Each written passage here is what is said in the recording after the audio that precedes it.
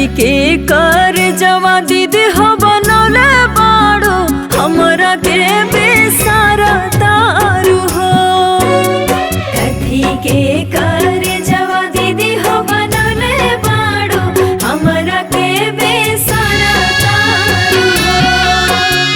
कुस के चाटैया बहिन हो बैठल बानी तोहरा के बैठवल बानी हो।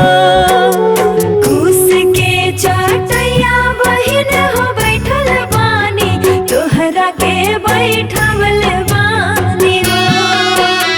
पाथर के कर जवा बहिन हो बनौले बानी तोहरा के बिसरावा तानी हो।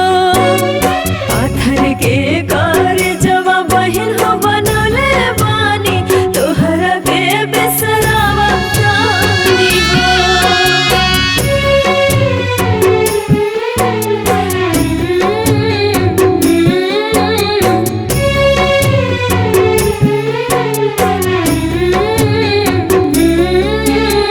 के करा हथवा दीदी हो धैले बाड़ू हमरा के धरवल बाड़ू हो। के करे हथवा दीदी हो धैले बाड़ू हमरा के धरवल बाड़ू हो। के कर हथवा दीदी हो छोड़ावा तारू हमरा के बिसरावा तारू हो।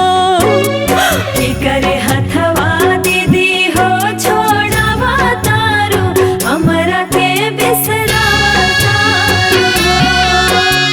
दुल्हा के हथवा बहिन हो धैले बानी तोहरा के धरवल बानी हो। दुल्हा के हथवा बहिन हो धैले बानी तोहरा के धरवल बानी हो।